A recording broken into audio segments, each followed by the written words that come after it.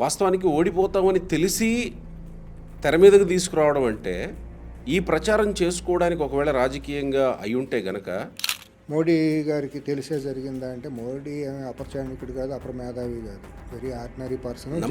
Numbers ఉన్నాయి కదా sir. Numbers ఉన్నా మాత్రం ఆ మాత్రం తెలియని వాళ్ళు బిల్ ఎట్ట పెట్టారు. అవును కదా. తను ఒక అజ్ఞాని. జాతకం కొద్దీ ప్రధానమంత్రి అయ్యాడు, దేశం దురదృష్టం కొద్దీ ప్రధానమంత్రి అయ్యాడు 10 ఏళ్ళుగా. డీలిమిటేషన్ చేస్తున్నాం కాబట్టి, రిజర్వేషన్ రాజకీయాల్లో ఇస్తున్నాం కాబట్టి చట్టసభల్లో అయోధ్యలో రామాలయాన్ని ఆ రకంగానే మార్చుకున్నారో వాళ్ళ ప్రచారం కోసం. అసలు రాముడు లేకపోతే భారతదేశమే లేదు, మోడీ లేకపోతే రామాలయమే లేదనే ఒక ఉన్మాద స్థితికి తీసుకెళ్ళిపోయారా. ఇంకొకటి రాహుల్ గాంధీ అంటున్నారు, రాజ్యాంగాన్ని మార్చే కుట్రని మేము అడ్డుకున్నాము అని అంటున్నారు. భారతదేశంలో కూడా అట్లా వాస్తవాలు మాట్లాడుతూ అంటే వీడు ధర్మద్రోహి, సనాతన ద్రోహి, హిందూ ద్రోహి అని చెప్పి రకరకాల చేసుకొచ్చి ఆవుల పేరుతో రాజకీయం చేశారు, గోమాంసం పేరుతో రాజకీయం చేశారు, రాముడి పేరుతో రాజకీయం చేశారు.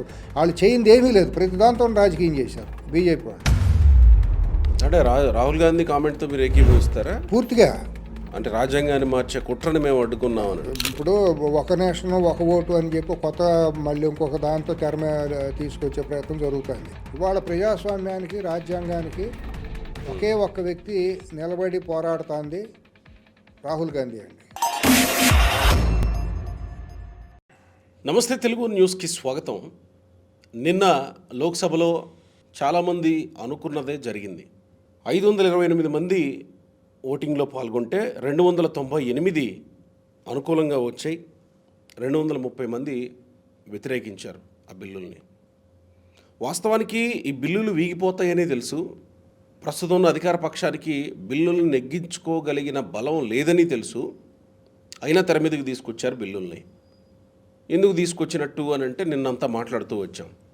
శంకర వెంకటేశ్వరరావు గారు నిన్ననే చెప్తూ వచ్చారు, ఈ బిల్లు ఎట్టి పరిస్థితుల్లో పాస్ కాదు, మోడీకి కావాల్సింది కూడా అదే.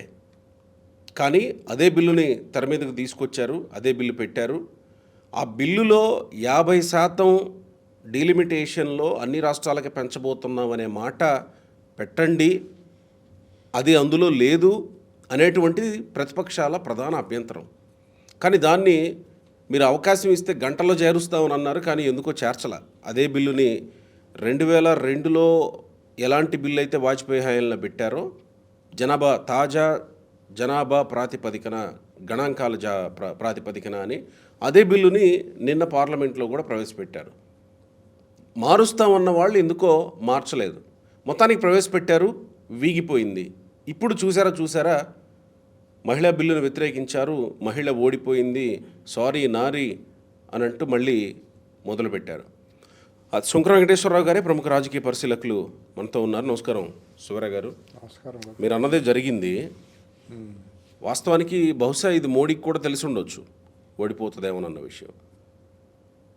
వాస్తవానికి ఓడిపోతామని తెలిసి తెర మీదకు తీసుకురావడం అంటే ఈ ప్రచారం చేసుకోవడానికి ఒకవేళ రాజకీయంగా అయ్యుంటే గనక ఇప్పుడు ఇది ఓడిపోయిన తర్వాత నిజంగా బీజేపీకో లేకపోతే బీజేపీ మిత్రపక్షాలకు ఉపయోగపడేదేనా ఇది రాజకీయంగా చూసిన? మనం ఈ అంశంలో కొద్దిగా లోతుగానే వెళదాం. పలు రకాలుగా పాయింట్లు చాలా వెళ్ళాల్సిన అంశం in the interest of the nation. మీరేదో మోడీ గారికి తెలిసే జరిగిందా అంటే మోడీ అపరచానికుడు కాదు, అపరమేధావి కాదు, వెరీ ఆర్డినరీ పర్సన్. నంబర్స్ ఉన్నాయి కదా సార్. నంబర్స్ ఉన్నా మాత్రం ఆ మాత్రం తెలియని వాళ్ళు బిల్ ఎట్ట పెట్టారు. అవును కదా. తను ఒక అజ్ఞాని. జాతకం కొద్దీ ప్రధానమంత్రి అయ్యాడు, దేశం దురదృష్టం కొద్దీ ప్రధానమంత్రి అయ్యాడు 10 ఏళ్ళుగా. జాతకాలు బాగా నమ్ముతారా మీరు? నేను బాగా నమ్ముతాను. ఓకే. అంతే తప్పించి అతల్లో కెపాసిటీ, క్యాలిబర్, ఇంటిగ్రిటీ ఏమీ లేదు.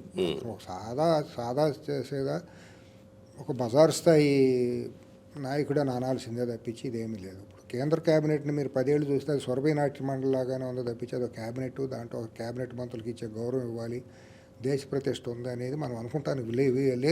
గోపి గారు, మీరు ఒక విఘ్నత కలిగిన జర్నలిస్ట్గా మీరు ఆలోచించండి 10 ఏళ్ళకి ఏం జరుగుతుంది దేశంలో అని. అన్ని సీక్వెన్స్లన్నీ చూసుకురండి. విజ్ఞత కలిగిన జర్నలిస్ట్గా ప్రజాస్వామ్యబద్ధంగా ఎన్నికైన ప్రభుత్వంగానే, ప్రజాస్వామ్యబద్ధంగా ఎన్నికైన క్యాబినెట్గానే చూస్తాం సార్. మీరు అంతవరకే చూస్తారు. కానీ క్యాబినెట్ ఒక మంత్రి, ఒక విదేశాంగ విధానం, ఒక 150 కోట్ల జనాభా ఉన్న దేశానికి 140 కోట్ల పైచీలకు ఉన్న జనాభా, దానికి ఒక అంతర్జాతీయ స్థాయి వేదిక మీదకి వెళ్ళి మాట్లాడేటప్పుడు బాడీ లాంగ్వేజ్ ఎట్లా ఉండాలి, ఫారిన్ పాలసీస్ ఎట్లా ఉండాలి, పక్క దేశాలతో మనం ఎట్లా ఉండాలి ఏంటి అనేది మొత్తాన్ని భ్రష్టు పట్టించేసింది బీజేపీ ప్రభుత్వం. గత 10 ఏళ్ళుగా విదేశాంగ విధానాన్ని పూర్తిగా భ్రష్టు పట్టించేసింది. ఇవాళ ఆ రోజు మీకు ఎవరికి కనిపించలా. ఆ రోజు ఒక వ్యామోహంతో మోజుతో ఇతను దైవం సంభూతుల్లాగా కీర్తి చేసి గాలిలోకి ఎత్తేసి ప్రచారం చేశారు. అదొక వ్యూహాత్మకంగా ఆర్ఎస్ఎస్ భావజాలాన్ని ఢిల్లీలో ఉన్నటువంటి ఒక వాట్సాప్ యూనివర్సిటీ ద్వారా సోషల్ మీడియాని బాగా హ్యాండిల్ చేసుకుని జీరోలను హీరోలుగా చేయటం అనేది దేశంలో మొదలుపెట్టింది, బాగా ఉపయోగించుకుంది సోషల్ మీడియాని బీజేపీ. ఆ క్రమంలోనే మోడీ అనే ఒక అజ్ఞానిని ఒక అపరమేధావిగా దైవం సంభూతుడిగా తీసుకొచ్చి ప్రతిదీ ఆపాదించడం మొదలెట్టారు. అది మన తెలుగు నేల మీద కూడా చూశాను చాలాసార్లు.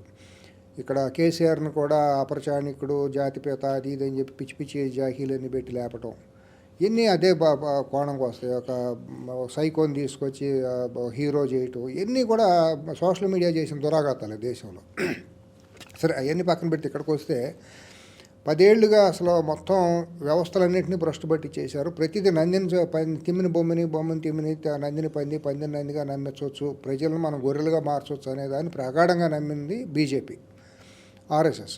అదే భావజాలంలో వాళ్ళు ముందుకు వచ్చారు. ఎక్కడో సౌత్ ఇండియా నుంచి సన్నాసులను తీసుకెళ్ళి అది లంగోటమా లంగోటమా పెట్టేసేసి ఒకటి పార్లమెంట్ అంతా తిప్పారు. గుర్తుందా?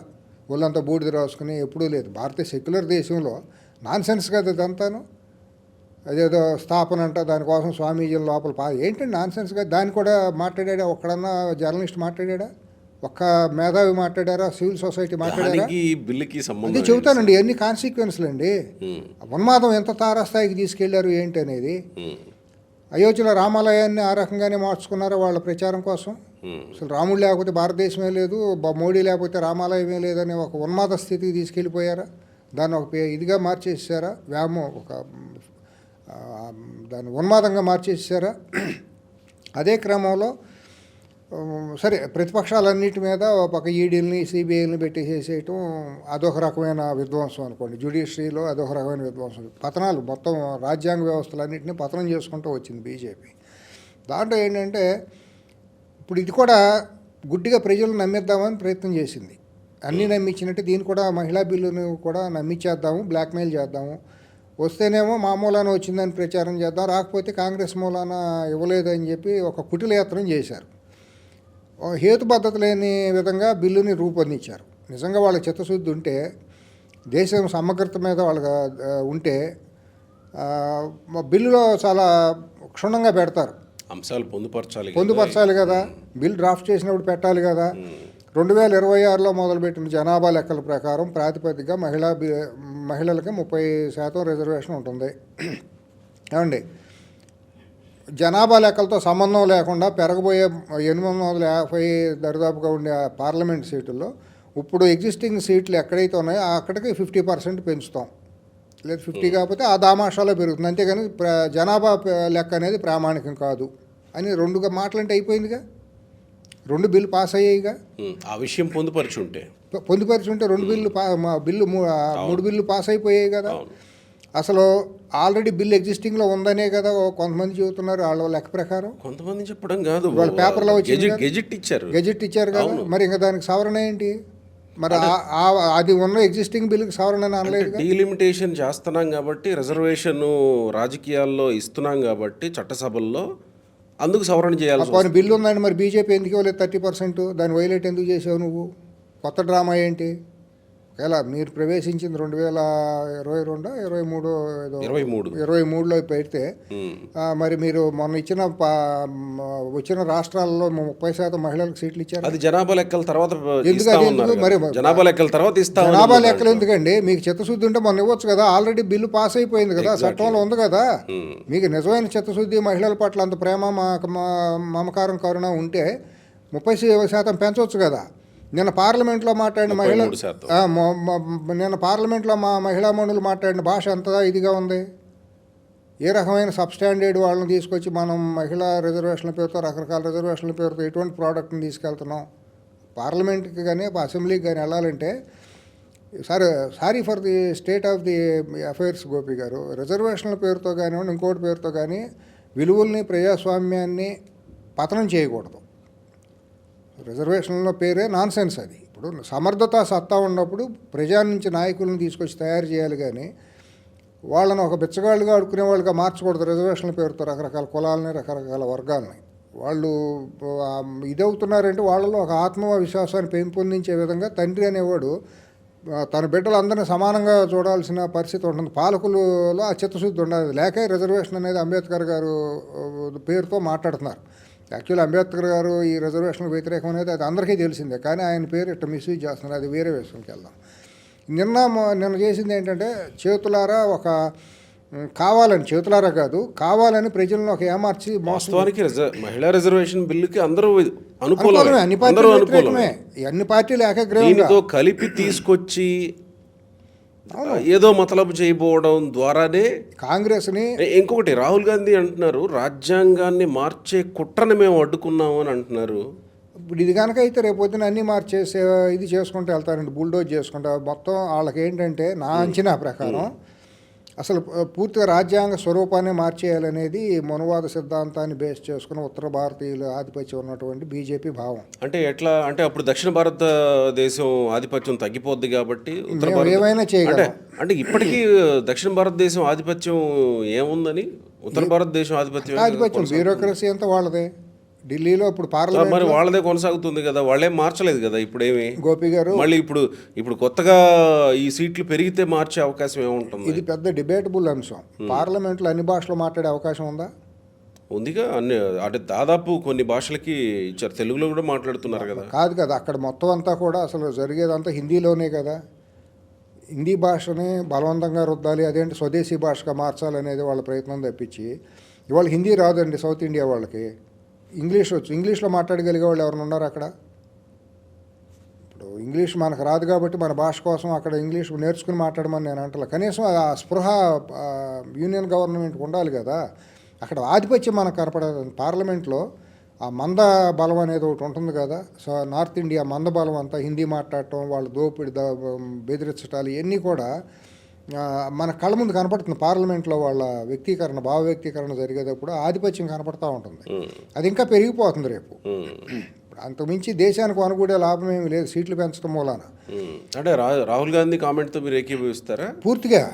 అంటే రాజ్యాంగాన్ని మార్చే కుట్రని మేము అడ్డుకున్నామని. ఇప్పుడు ఒక నేషన్ ఒక ఓటు అని చెప్పి కొత్త మళ్ళీ ఇంకొక దాంతో తెర మీద తీసుకొచ్చే ప్రయత్నం జరుగుతుంది. ఇది మొత్తం అంతా ఒకే ఎన్నిక జరగాలి అని అంటే అప్పుడు ఏంటంటే ఇప్పుడున్న ఫెడరల్ వ్యవస్థ మీద దాడి చేయటమే, రాష్ట్రాల మీద దాడి చేయటమే. ఇప్పుడు రాష్ట్రాల్లో రాజ్యాంగంలో క్లియర్గా ఉంది, డివిజన్ అనేది క్లియర్గా ఉంది. యూనియన్ గవర్నమెంట్ వేరు, స్టేట్ గవర్నమెంట్ వేరు. స్టేట్ గవర్నమెంట్లో స్థానికంగా ఉండే పరిస్థితులను బట్టి ఆ ప్రభుత్వాలు మారిపోవచ్చు, పడిపోవచ్చు, పార్టీల ఫిరాయింపుల ద్వారా ఏదైనా రాష్ట్రపతి పాలన అటువంటివి జరగవచ్చు. జరిగినప్పుడు ఆ మొత్తం అన్నింటినీ మేము ఒకేసారి ఎన్నికలు జరిపేస్తాము కానీ అన్నప్పుడు అది అర్ధరహితం ఉంది, పెద్ద డిబేటబుల్ అంశం. ఇప్పుడు ఆంధ్రప్రదేశ్, తెలంగాణలో రేపు పొద్దున రాజకీయ సంక్షోభాలు ఏమైనా వచ్చినాయి అనుకోండి ఏదో ఒక రాష్ట్రంలో, అప్పుడు అది 5 సంవత్సరాల పాటు అట్టాగే కంటిన్యూ చేస్తారా? What is the meaning of democracy, what is the principles of constitution, ఇవన్నీ కూడా ఎక్కడా లేవు. లేకుండా అది వేరే అంశం, అదేమీ లేకుండా దాన్ని కూడా మార్చే ప్రయత్నాలు చేస్తున్నారు, స్వరూపాన్ని మార్చే ప్రయత్నాలు చేస్తున్నారు. నా అంచనా ఏంటంటే అంబేద్కర్ ఒక దళితుడు కాబట్టి వీళ్ళ దృష్టిలో అన్టచబుల్గా ఫీల్ అయ్యి దళితుడు రాసిన రాజ్యాంగాన్ని మేము గౌరవించం, గుర్తించం, మా బ్రాహ్మణాధిపత్యం కలిగినటువంటి బ్రాహ్మణ భావజాలం ఉన్నటువంటి మనవాద రాజ్యాంగాన్ని మేము రాసుకుంటాం, సచ్చినట్టు మీరు ఇని తీరాలి. మీరు పక్కా పొలిటికల్ కామెంట్ చేస్తున్నట్టు. పొలిటికల్ వన్ కామెంట్ మాట్లాడుతుంది. నేను I'm not a politician, I'm just a civilian, ordinary common man. నేను అబ్జర్వ్ చేసేది మాట్లాడుతున్నా. ఎందుకంటే వాళ్ళ రాజ్యాంగం గురించి ఏమాత్రం స్పృహ, గౌరవం ఏమీ లేదు. రాజ్యాంగం అని పట్టుకుని మాట్లాడేది కాంగ్రెస్ పార్టీ ఒకటే. రాహుల్ గాంధీ ఒకడే రాజ్యాంగాన్ని బట్టి చూపిస్తా మాట్లాడేది. వీళ్ళకి అసలు రాజ్యాంగ స్పృహ లేదు, రాజ్యాంగం అంటే గౌరవం లేదు. ఎందుకంటే నా అంచనా ఏంటంటే వీళ్ళది బ్రాహ్మణాధిపత్యం, బ్రాహ్మణ భావజాల మనవాద పార్టీగా ఉత్తర భారతీయులది. ప్రధానమంత్రి బీసీ కదా, ఎవరిని బీసీ ఎక్కడ ఉందో అది నాన్ సెన్స్. భారతదేశంలో caste classification it self non sense. ఎవరు చెప్తారు? రమ్మనండి మాట్లాడదాం. ఈ రాజ్యాంగ కోవిదులను రమ్మనండి, ఏ కులం ఎట్టా ఉంటుందో చూస్తాను. ఇప్పుడు ఇక్కడ ట్రైబల్స్ ఉన్నారు, లంబాడాలు, వీళ్ళందరూ ఉన్నారు. వీళ్ళందరూ రాజస్థాన్ నుంచి వలస వచ్చిన వాళ్ళు. అక్కడ ఓసీ లేదా బీసీ, ఇక్కడికి వచ్చి ఎస్టీ అయ్యారు. కమ్మ, రెడ్డి తెలంగాణలో, ఆంధ్రాలో ఓసీ, కర్ణాటక వెళ్తే బీసీ. బోయ ఆంధ్రాలో బీసీ, కర్ణాటక వెళ్తే ఎస్టీ. ఇటువంటి కులాలు ఒక్కో రాష్ట్రంలో నేను ఇక్కడ ఓసీ అని చెప్పుకుంటే ఇంకో రాష్ట్రంలో బీసీ అవుతా. మీరు ప్రామాణికంగా బాసేత్ హిమాచలం చూస్తే చెదరకుండా గీటు కనిపించేది కొన్ని కులాలకే. బ్రాహ్మలు, వైశ్యులు, దళితులు కులాలు ఉన్నా కూడా దళితులుగానే ఉన్నారు తప్పించి ఈ బీసీల్లోనే రకరకాలుగా అటు ఇటు మారుతూ ఉంటుంది. ఇప్పుడు ఎస్టీల్లో కూడా ఉన్నారు. కొంతమంది వెళ్ళిపోయి కొండరెడ్లని, కొండ కాపులని, కొండ దొరలని ఇట్లా పెట్టుకున్నా ఉన్నారు. ఏజెన్సీలో వాళ్ళు కులాలు మార్చేసుకుని ఆ లబ్ధి పొందడం కోసం దాన్ని మిస్యూజ్ చేయటం అనేది ఎస్టీని ట్రైబల్స్లో చాలామంది ఇదయ్యారు. అసలైన వాళ్ళకి ఎస్టీలో అర్హతలు పోయినాయి. చాలా దేశంలో వాళ్ళ ఎస్టీ ముసుగులో చాలామంది ఐఏఎస్లు, ఐపీఎస్లు పొందారు ఈ రిజర్వేషన్ మిస్యూజ్ చేసుకుంటా. అంటే ఇక్కడ ఈ విషయానికి వస్తే ప్రత్యేకంగా రాజ్యాంగం అంటే వీళ్ళకి ఏమాత్రం గౌరవం, స్పృహ లేదు. ఆ రాజ్యాంగాన్ని వీళ్ళు ఒక అంటరానిదానిగా మారుస్తున్నారు బీజేపీ వాళ్ళు. ఆ పరిస్థితుల్లోనే మళ్ళీ బుల్డోజ్ చేసుకుంటా మొత్తం స్వరూపాన్ని మార్చేయాలనే భావజాలం వాళ్ళలా కనపడుతుంది. నిన్న తేజస్వి సూర్య అని అతను మాట్లాడిన భాష కూడా అదే ఆధిపత్య భావజాలం తప్పించి వాళ్ళు ఈ సౌత్ ఇండియా ఇంటిగ్రిటీ అనేది వాళ్ళు కోల్పోయి పూర్తిగా. అతను సౌత్ ఇండియానే బ్రాహ్మణ భావజాలం అదంతా కూడా. అతను ఒకడో, తేజస్వి సూర్య ఒకడో, సాయి దీపక్ ఇటువంటి వాళ్ళందరూ కూడా తయారయ్యారు. బలవంతంగా ఇప్పుడు భారతదేశంలో బలవంతంగా మత మార్పిళ్ళు చేస్తారు గ్రామాల్లో తిరిగి. హిందూ మతంలోంచి క్రిస్టియన్ మతంలోకి బలవంతంగా మభ్యపెట్టి మాయ చేసి ఆ దేవుడు అంటే సైతానని, ఈ దేవుడు అంటే నీకు ఇది అవదని, ఈ దేవుడిని నన్ను బొట్టు పెట్టుకుంటే నీకు ఇది పోతుందని చెప్పి మతాల్లో మార్పిడి చేస్తారు.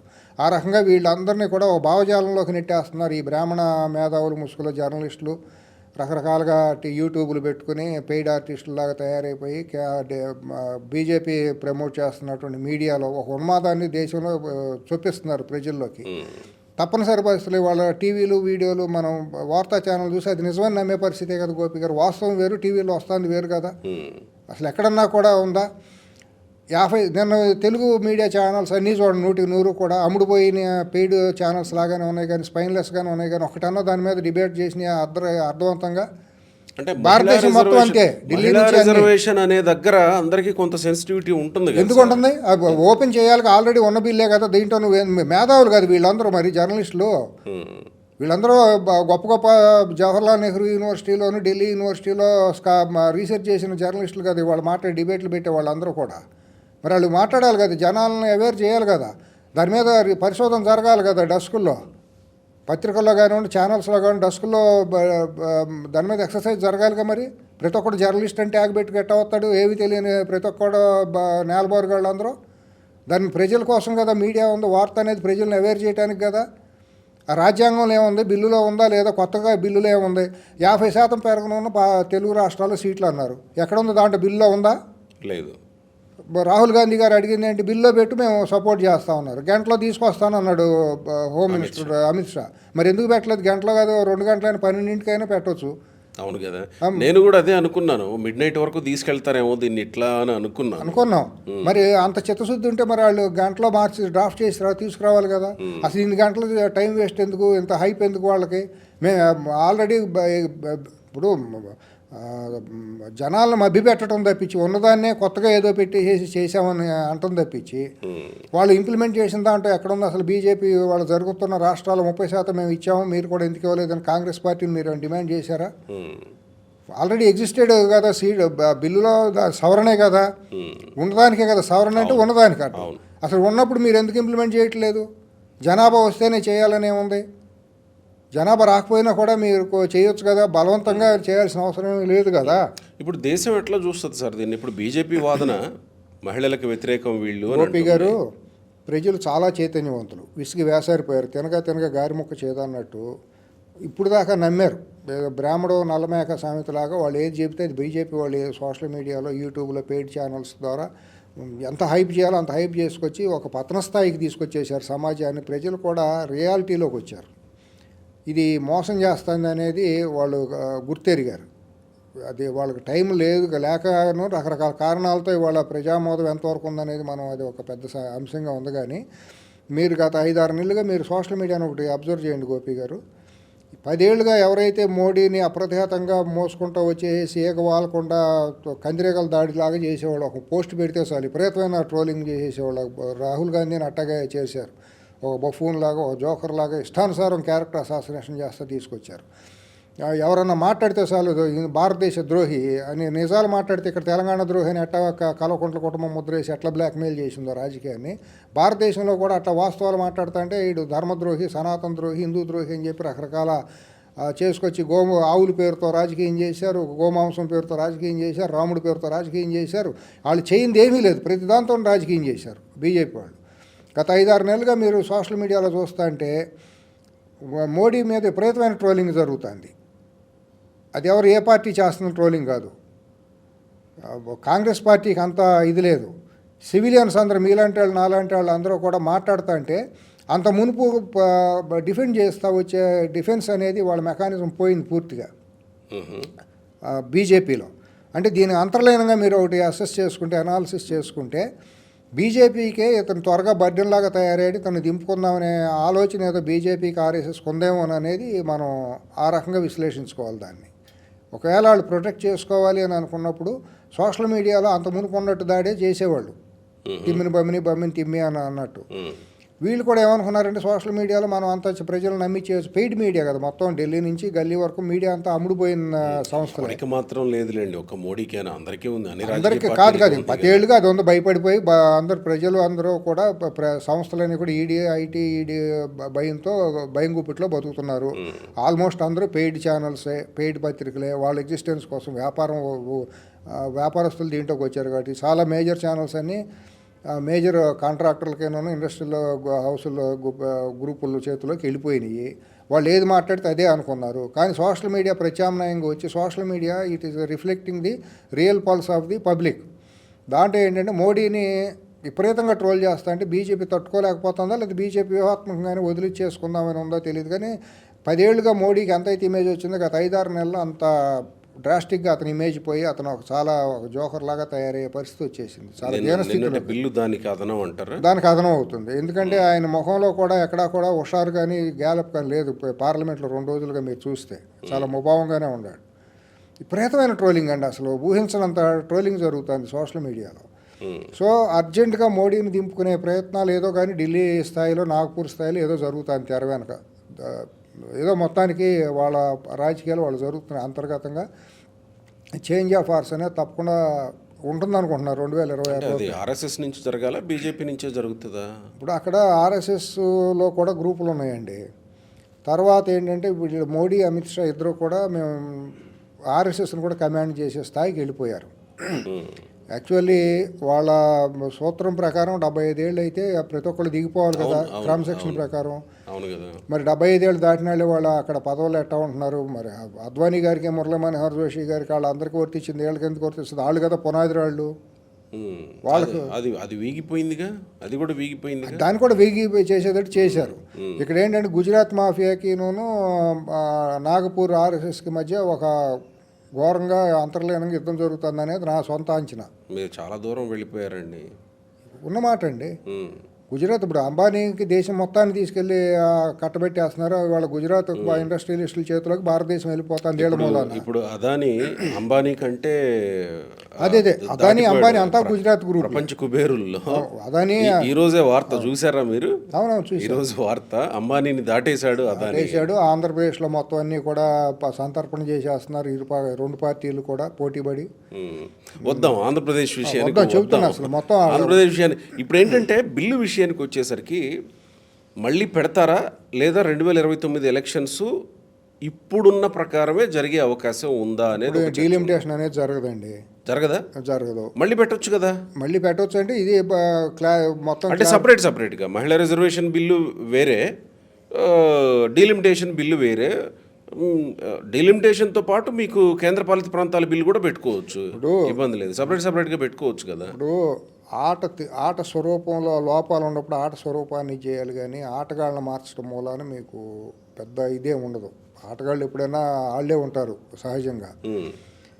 ఇవాళ వారసత్వం పేరుతో కుటుంబాలు గుప్పెట్టోకి రాజకీయాలు వెళ్ళిపోతున్నాయి రాష్ట్రం మొత్తం రకరకాల పేర్లతో. ఏ పార్టీ దీంట్లో అతీతం లేదు. జాతీయ పార్టీల నుంచి ప్రాంతీయ పార్టీలు కూడా అన్నీ అంతే. ఏ పార్టీ దీంట్లో అతీతం కాదు. తండ్రి వెళ్ళిపోతే తండ్రి రిటైర్ అయిపోతా అంటే కొడుకుని తీసుకొచ్చి కూతురుని తీసుకొచ్చి పెడుతున్నారు. అన్ని పార్టీల్లోనూ అట్టాగే అయిపోయింది. ఆ వారసత్వం అనే దరిద్రం కనుక దేశ రాజకీయాల్లో పోకపోతే, డబ్బు వారసత్వం అనేది లేకపోతే ప్రజాస్వామ్యం అనే దానికి అర్థం ఉండదు గోపి గారు. మతము, కులము, డబ్బు, వారసత్వం అనేది ఇవాళ రాజ్యం వెళ్తాను దేశంలో. కాబట్టి ఇవాళ మనం అనుకునేది ప్రజాస్వామ్యం అని పిలుచుకునేది ప్రజాస్వామ్యం కానే కాదు. ఇది ఒక మోకరీగా తయారైపోయింది తప్పించి దీనికి ఒక అర్థవంతం లేదు. దురదృష్టకరం ఇదంతా. ఇప్పుడు ఎంతమంది ఉన్నా కూడా వాళ్ళ వారసుల్ని మనం హౌస్లో చూడాల్సి వస్తుంది. మహిళా బిల్లు పెట్టినా లేకపోతే ఇంకొక డీలిమిటేషన్తో సీట్లు పెంచినా కూడా ఈ కుక్కమూతి పిందుల్ని మనం పార్లమెంట్లోని అసెంబ్లీలోని చూడాల్సిన పరిస్థితి వస్తుంది. కానీ రియల్గా ప్రజానాయకులను మనం చూడటం అనేది కనుసూపు మేరలో కనిపించేది కనపట్ల అవకాశాలు నాకు. ప్రజానాయకులు తయారవ్వాలి. ఎక్కడ తయారవుతారు? అదే యూనివర్సిటీలో తయారయ్యే అవకాశమే లేకుండా చేశారు కదా. అదే ఎగ్జాక్ట్లీ. ఎవడన్నా గొంతెత్తితే అటు దేశద్రోహో రాష్ట్రద్రోహో ఏదో ఎవడో అవుతున్నాడు. తొక్కేస్తాం, రకరకాలుగా హేళన చేయటం, క్యారెక్టర్ అసాసినేషన్ చేయటం ఇవన్నీ వచ్చేసినాయి. దురదృష్టకరం. ఇంక ప్రజానాయకులు లేనప్పుడు ఆ దేశం ఏ రాజ్యమైనా కూడా అది సర్వనాశనం. స్టూడెంట్ ఆర్గనైజేషన్స్ లేవు, పోటీతత్వం లేదు. పోనీ మన దేశం అనుకుంటే ఒకటేనా అనుకుంటే ప్రపంచంలో ఇతర దేశాల్లో కూడా ఇదే పరిస్థితి కదా. చాలా దేశాలు ఇదే పరిస్థితి కొనసాగుతాయి. మొత్తం వరల్డ్ వైడ్గానే ఏదో పతన స్థితికి వెళ్తాందేమో అని అనిపిస్తుంది. ప్రజానాయకత్వం అనేది ఎక్కడ కూడా తక్కువ కనపడుతుంది. ఉన్నవాళ్ళందరినీనేమో ఒకవేళ ప్రజామోదం ఉన్నా కూడా వాళ్ళని చేయలేని పరిస్థితుల్లోకి భారతదేశంలో ఈ బీజేపీ వచ్చిన తర్వాత మరీ ముఖ్యం బీజేపీ అనే పార్టీని నేను అన్నండి. వాజ్పేయి గారు వాళ్ళందరూ ఉన్నప్పుడు పార్టీ ఒక సిద్ధాంతం, క్రమశిక్షణ అది వేరుగా ఉంది. దాని మీద ఆధారం చేసుకునేగా మనం అందరం 14లో బీజేపీని సమర్థించాం. కాంగ్రెస్ కంటే భిన్నంగా ఉంటుంది, కాంగ్రెస్ దుర్మార్గంగా చేస్తుందనే కదా బుద్ధిజీవులు అందరూ కూడా 99లో పరిస్థితి చూసి తర్వాత నుంచి వచ్చిన దాన్ని బట్టే కదా మోడీ, అద్వానీ గారు, వాజ్పేయి గారు వీళ్ళందరూ గొప్ప నాయకులు ఉన్నారు, దేశభక్తులు ఉన్నారు అనే కదా 14లో బీజేపీని నమ్మి, నేను కూడా బీజేపీని నమ్మి ఇది చేసిన వాళ్ళు ప్రచారం చేసి వాళ్ళు రిగ్రెట్ ఫీల్ అవుతున్నాం. కానీ వచ్చిన తర్వాత ఏమైందంటే అసలు కాంగ్రెస్ పార్టీ ఫార్ బెటర్. అది పూర్తి ప్రజాస్వామ్య పార్టీ. కాంగ్రెస్ పార్టీ అనేది దేశానికి దిక్కు అనే పరిస్థితికి వీళ్ళు 10 ఏళ్ళుగా వీళ్ళు చేసిన బిహేవియర్ అనిపించేసి. అంటే ఇక్కడ టెక్నికల్గా చూసినప్పుడు మళ్ళీ బిల్లు పెట్టుకోవడానికి అవకాశం ఉంది సపరేట్గా. అది తెస్తారా తీసుకురారు. ముందు అర్జెంటుగా మోడీని నింపేస్తారండి ప్రభుత్వాన్ని. మోడీని దింపడం వల్ల బిల్లు ఏం పాస్ కాదు కదా సార్. బిల్లు పాస్ కాదు. ఈ మిషతో ముందుకు వాళ్ళు అర్జెంటుగా నాయకత్వాన్ని మారుస్తారు. మార్చిన తర్వాత ఆ రోజు పరిస్థితిని బట్టి మహిళా బిల్లు తీసుకురావాలా, డీలిమిటేషన్ పెట్టాలనేది తర్వాత చూస్తారు. అది 2029 కంటే ముందు ఏ నిమిషాన్ని పెట్టవచ్చుగా. బిల్లు పెట్టడం పెద్ద సమస్య ఉంది. జనాభా లెక్క అయిపోయిన తర్వాత 6 నెలలకు 7 నెలలకు 29 ఎలక్షన్లో పెట్టుకోవచ్చు. ఈ లోపు 1 నేషన్ 1 ఎలక్షన్ అనేది కూడా ఏదో మార్చాలనేది చూస్తున్నారు కదా 29 ఎన్నికల నాటికి. జమిలీ అదే జమిలీ అనేది దీన్ని కలిపి ఒక కాంప్రహెన్సివ్గా ఒకేసారి పెడతారేమో, జాయింట్ పార్లమెంట్ సెషన్ పెట్టి. అంటే ఇప్పుడు ఆ బిల్లు పెట్టకపోతే 2029కి డీలిమిటేషన్ జరగదు. అర్థం ఇప్పుడున్న స్థానాలతోనే వెళ్ళాల్సిందే. కాబట్టి ఇప్పుడు కట్టిన పార్లమెంట్ మేము 850 సీట్లు కట్టాము, కొత్తగా డీలిమిటేషన్ వస్తుందని మభ్యపెట్టి 1000 కోట్లు పెట్టి పార్లమెంట్ కట్టారు.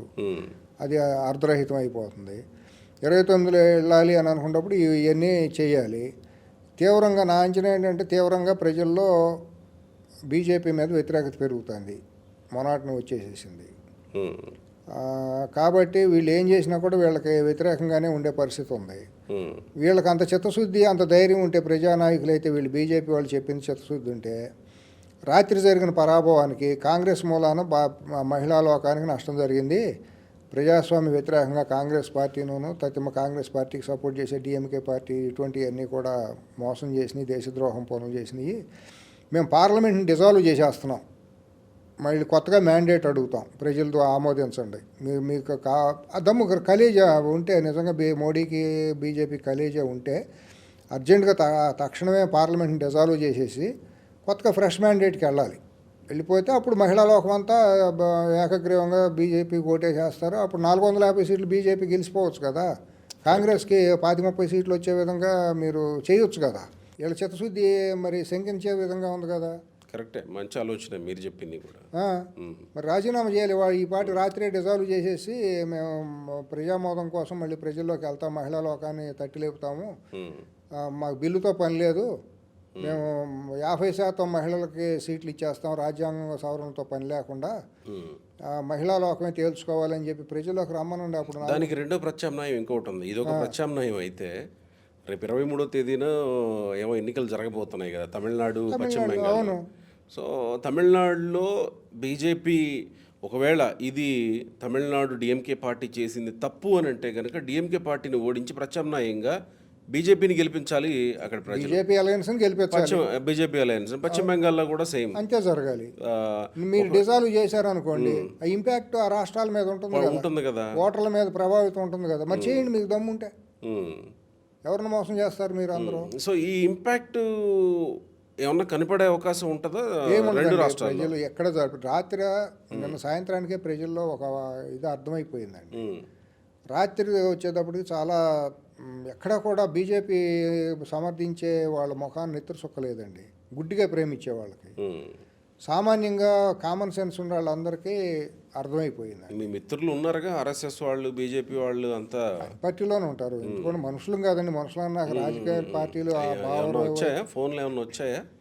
మాట్లాడుతూ ఉంటాంగా, మాట్లాడుతూ. ఏంటి వాళ్ళ స్పందన ఏంటి, ఏమంటారు వాళ్ళు?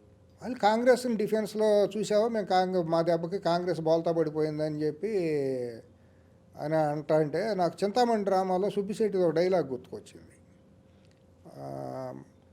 ఏమయ్య శెట్టి అన్నాడు, షటప్ ఎవరు మోతాను అంతే, ముందుకు పడితే ముగ్గురు 3 పోలు రాలి ముగ్గురు వచ్చి లాగో తీశారు అంటాడు. అబ్బా అంత బాగా కొట్టారా మీరు అంటుంది లత్తప్ప, చింతామణి తల్లి. కొట్టింది ఎవరో తెలియదు కానీ లత్తప్ప లేపింది మాత్రం నన్నేనా అంట.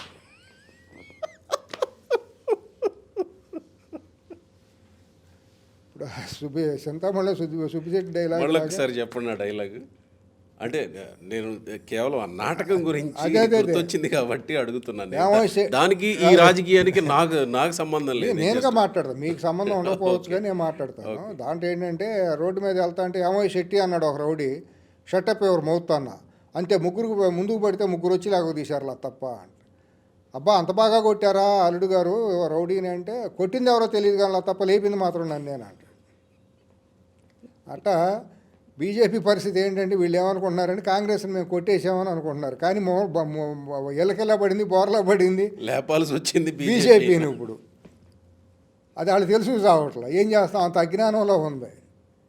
సో ఇప్పుడు తమిళనాడు ఎన్నికల పరిస్థితి కూడా అంతే కాబోతుంది. తమిళనాడు నెత్తిన పాలు పోసారండి, డిఎంకే నెత్తిన పాలు పోసారు. మేము గెలిచామని చెప్పుకుంటున్నాడు స్టాలిన్ అక్కడ 100%. ఎందుకంటే నిన్న చాలా గర్వంగా రాజా మాట్లాడిన, కనిమొళి వాళ్ళు మాట్లాడినప్పుడు కూడానండి వాళ్ళ ఒక ఇది ప్రైడ్ కనిపించిందండి.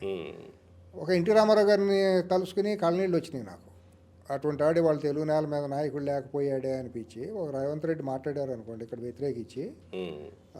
కానీ ఒక తెలుగుదేశం పార్టీ, తెలుగువాడి ఆత్మగౌరవాన్ని ప్రతిష్ట చేసిన తెలుగుదేశం పార్టీ వాళ్ళు ఏమైపోయింది, వాళ్ళు ఎప్పుడూ పోయిందంటే అనుకోండి, వాళ్ళ నాయకత్వం ఏమైపోయిందని బాధ అనిపించింది. ఒక దక్షిణ భారతదేశం మీద ఉత్తర భారతీయుల ఢిల్లీ పెత్తనం జరుగుతుంటే ఆ రోజు ఆత్మగౌరవంతో వచ్చిన పార్టీ ఇవాళ తెలుగు జాతి కానివ్వండి, ద్రవిడ పార్టీలకు నష్టం జరుగుతుంటే, ఓ జాతికి నష్టం జరుగుతుంటే, ఇప్పుడు బీజేపీ నుంచి మిమ్మల్ని బయటకు రమ్మని ఎవరు అంటలేదు కదా. క్లియర్గా దాంట్లో క్లియర్గా మీరు బిల్లు పెట్టండి, మాకు అభ్యంతరం లేదని ఒక మాట చంద్రబాబు గారు అనాలి కదా, పవన్ కళ్యాణ్ అనాలి కదా. ఇక్కడ తెలుగు రాష్ట్రాల విషయానికి వస్తే, తెలుగు రాష్ట్రాల్లో అన్ని పార్టీలు, ప్రతిపక్ష, అధికార, మిత్రపక్ష అన్ని పార్టీలు అన్నీ ఒకటే, రెండు కళ్ళంటియే. చంద్రబాబు ఏమో ద్రోహం చేశారు మహిళలకి అని చంద్రబాబు మాట్లాడుతున్నాడు. ఈ బిల్లును వ్యతిరేకించి మీరు సాధించింది ఏంటి అని జగన్మోహన్ రెడ్డి అని ఇద్దరు ట్వీట్లు చేశారు. నేను అనుకుంటే ఇద్దరు కూడబోలుకునే ఇచ్చారేమో స్టేట్మెంట్లని అనిపించింది నాకు ఆ రెండు చూసినప్పుడు. ఇద్దరు కూడా కుడి భుజం ఎడభుజం లాగా, ఒక గుండెకాయ లాగా ప్రవర్తిస్తున్నారు మోడీకి. నిన్నటి నుంచి సోషల్ మీడియాలో ఏ ఫోటోలు దిగజారిపోయి, మోడీ ఇద్దరి మీద ఫోటోలు వేసినాయి, ఒకళ్ళ భుజాల మీద ఒకళ్ళు ఎదురుగా కూర్చొని దిగజారిపోయి, బీజేపీ వాళ్ళని మించిపోయి దిగజారిపోయి ప్రవర్తించాల్సిన అవసరం లేదు గోపి గారు. దురదృష్టకరం. ఊళ్ళో పెళ్లి కుక్కల హడావుడి అని ఒక సామెత ఉంటుంది. అట్టా నిన్న ఢిల్లీకి మొత్తం తెలుగుదేశం పార్టీ మహిళా నాయకులందరూ కూడా ఢిల్లీ వెళ్ళిపోయి అక్కడ ప్యాషన్ ఫ్యారేడ్ లాగా పెట్టారు. ఏంది అంత అవసరం వచ్చింది మీకు? సార్ ఎన్డీఏ పార్టీ ఎన్డీఏలో ఉన్నారు, అయితే మహిళా రిజర్వేషన్ వస్తుంది, దాన్ని స్వాగతించేది ఎవరికి లేని ఆ దురదాలు హుషారులు మీకెందుకు? బీజేపీకి ఏమీ లేదు అక్కడ, మీకు మీ వెళ్ళి అక్కడ ఇది చేయటం ఏంటి? ఎన్డీఏలో కీలకమైన భాగస్వామి అయితే మాత్రం అక్కడ బిల్లు పాస్ అయినాక మీరు పండుగ చేసుకోండి సార్. మీకు తెలీదా బిల్లు పాస్ అవుతుందో అవును, లేదో? బిల్ పాస్ అయిన తర్వాతే పండుగ ఇక్కడ చేసుకుందాం చేసుకోండి, అమరావతిలో చేసుకోండి. అక్కడికి వెళ్ళేందుకు, అక్కడికి వెళ్ళి ఈ ఫోటో సెషన్లు ఎందుకు? మీకెందుకు అంత హుషారు? ఎన్డీఏలో భాగస్వామ్యత కాదన్నారు ఇక్కడ ఉంటే. ఆ బిల్లు పాస్ అవుతుందో లేదో మీకు తెలియదా? మీకు 40 ఇయర్స్ ఇండస్ట్రీ కదా, మీరు విజనరీ కదా. బిల్లు ఎట్ట పాస్ అవుతుంది, దాంట్లో లోపాలు ఏంటో చంద్రబాబు గారికి తెలియదా? లాస్ట్ టైం అట్టాగా అమరావతి బిల్లు కోసం లోకేష్ వెళ్ళి గ్యాలరీలో కూర్చుండే, లోకేష్ వెళ్ళిపోతే బిల్లు అవుదా? బిల్లులో పెట్టారు, అయిపోయింది. దానికి అంత పబ్లిసిటీ అమరావతి ఎందుకు? బిల్లు అంటే అది రాష్ట్రానికి దానికి అంత సంబంధించిన పబ్లిసిటీ ఎందుకండి?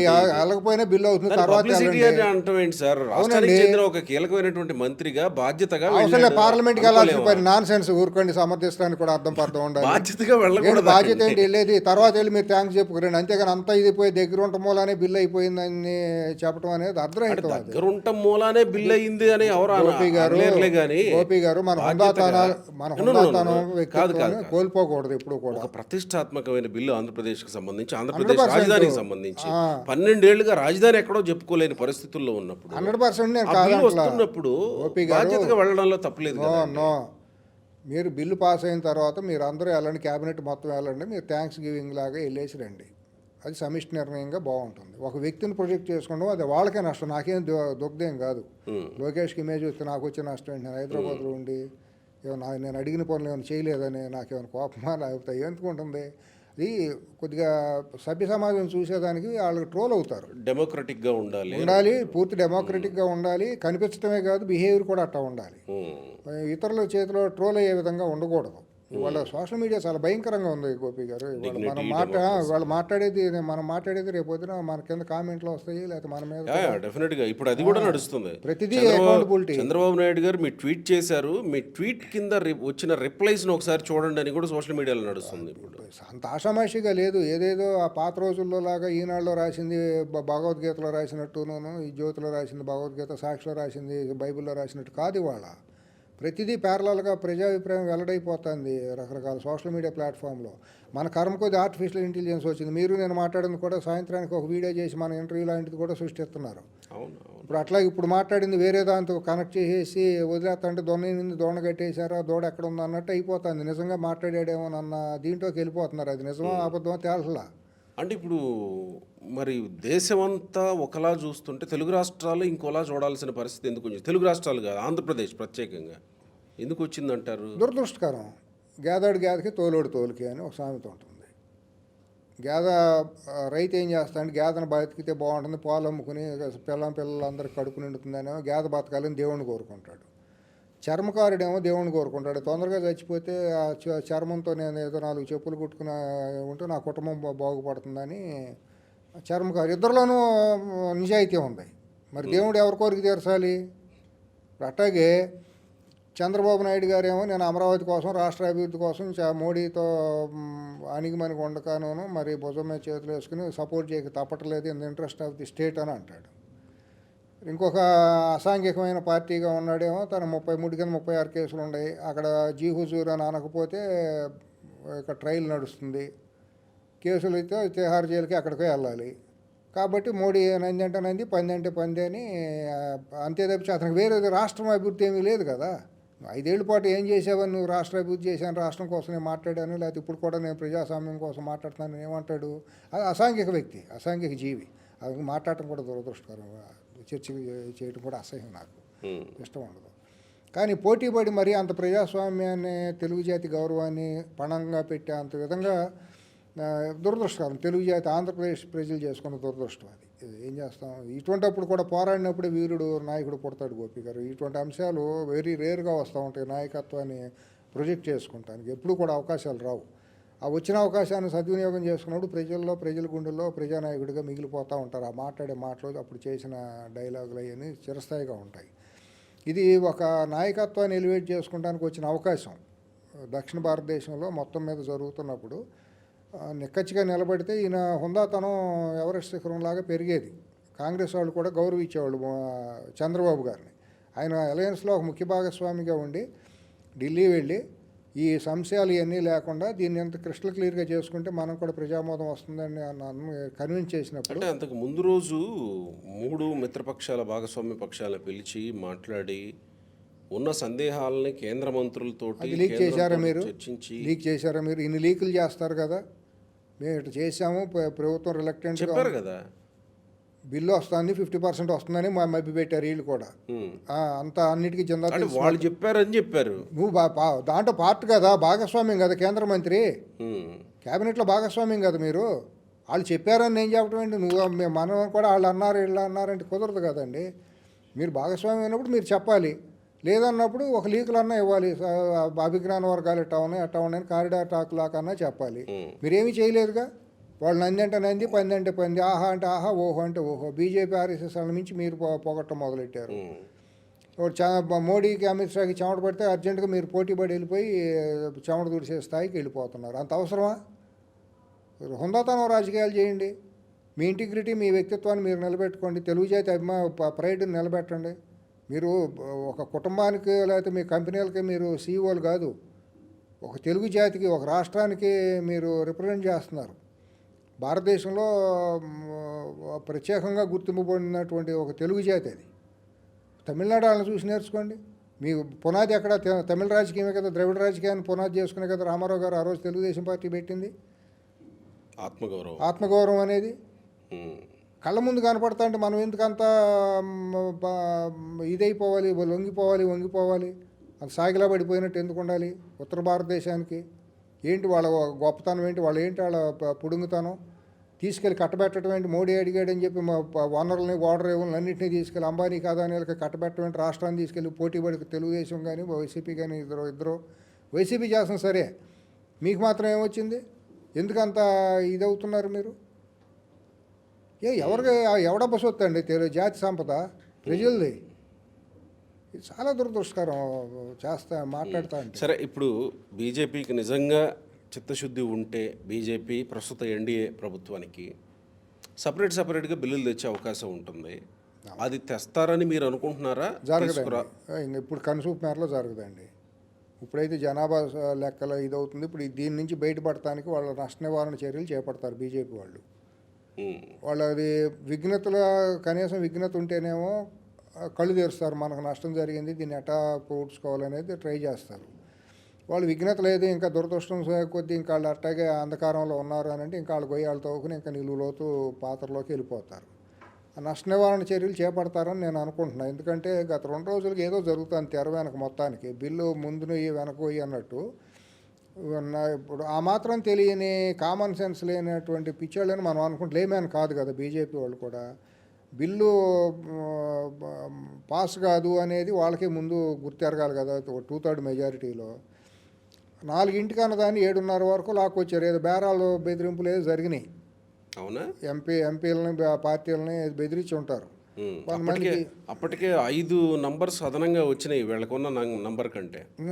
ఏదో మొత్తానికి వీళ్ళకున్నది 93, 298 వచ్చాయి. అంటే ఈడీల నుంచి ఐటీ నుంచో ఫోన్లు వెళ్ళేటప్పటికి ఇందులో గొడవని వచ్చి ఉండవచ్చు. ఇటువంటివన్నీ సహజంగా జరుగుతున్నాయి కదా. లేకపోతే ఇండిపెండెంట్లు కూడా ఉన్నారు కాబట్టి వాళ్ళు ఏమన్నా మొగ్గు చూపి ఉండవచ్చు. కాబట్టి వాళ్ళు ఏదో కానీ మొత్తానికి గత 2 రోజులుగా బాడీ లాంగ్వేజ్ని మనం అర్థం చేసుకుంటాం. వాళ్ళ అసహనాన్ని, మోడీ ముఖంలో ఒక నిస్పృహని.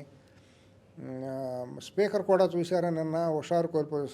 అందరికీ సమంగా ఉండాల్సిన మనిషి ఫస్ట్ డిసప్పాయింట్మెంట్ కల్పించింది స్పీకర్ ముఖంలో కనిపించకూడదు. అటువంటి బయటికి రిఫ్లెక్ట్ కాకూడదు. స్పీకర్గా ఉండాలి. కానీ ఫస్ట్ డిసప్పాయింట్కి గురైంది స్పీకర్. విచారకరమైన కామెంట్ కూడా చేశాడు. అది దురదృష్టకరం. ఒక స్పీకర్ హోదాకే తగదు అది. అట్లాగే మోడీ కూడా హౌస్లో చాలా ముభావంగానూ ఏదో యథాలాపంగా ఉన్నాడు, కానీ హుషారుగా అంత మునుపులాగా అన్నిటికీ నేనేను అన్న ఇది లేదు అతనిలో. ఏదో వాళ్ళకేదో సంకేతాలు ఉన్నాయి మొత్తానికి. ఏదో జరుగుతుంది.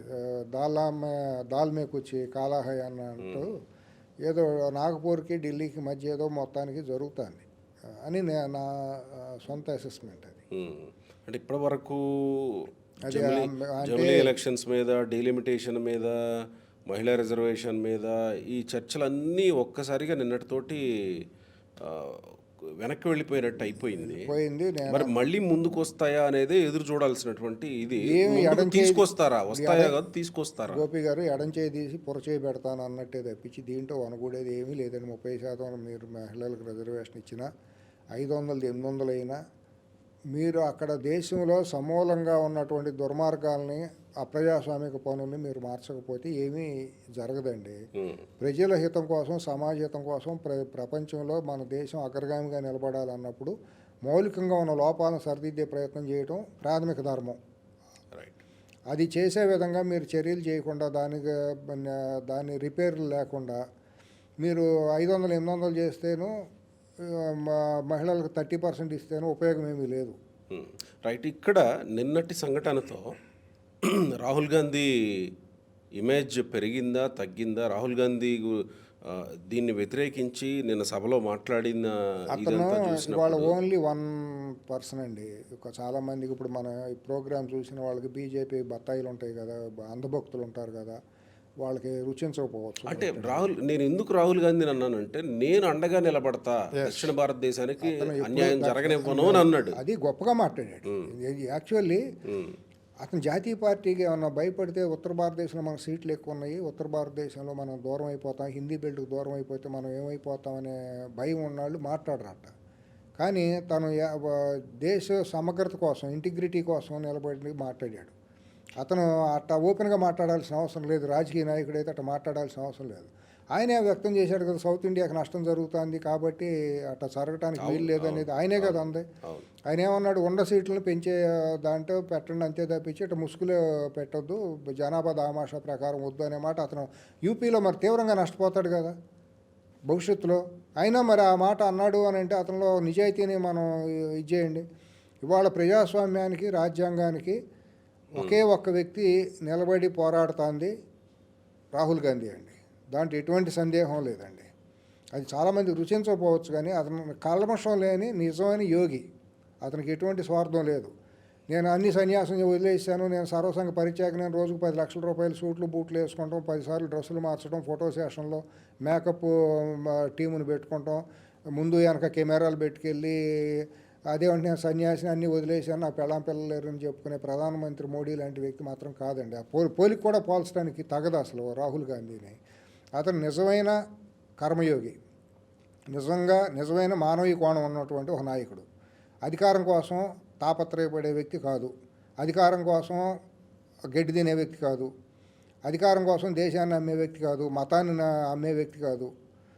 ఇవాళ ప్రజల కోసం, పేద ప్రజల కోసం, సమగ్రత కోసం, సెక్యులర్ భావాలను నిలబెట్టడం కోసం, రాజ్యాంగం కోసం నిలబడిన వ్యక్తి రాహుల్ గాంధీ. నేను తెలుగుదేశం కాంగ్రెస్ పార్టీలో నేను సభ్యుని కాదు, నేనేమీ ఇది కాదు, ఉన్నది ఉన్నట్టు మాట్లాడుతాం. మొన్న 14లో మనం అదే కాంగ్రెస్ పార్టీని ఇది చేయలేదా, చిదంబరం వీళ్ళందరూ చేసిన దుర్మార్గాలు, గులాం నబీ ఆజాద్ వీళ్ళందరూ మా దేశాన్ని సర్వనాశనం చేశారు కదా. అప్పుడు మనం బీజేపీని మాతో ఇది చేసుకున్నాం. ఇవాళ బీజేపీ తొండముద్రి ఓసరు వెళ్ళి అయిపోయింది కాబట్టి ప్రత్యామ్నాయం కావాలని కోరుకుంటున్నాం. రైట్. అంతే. Right sir, thank you.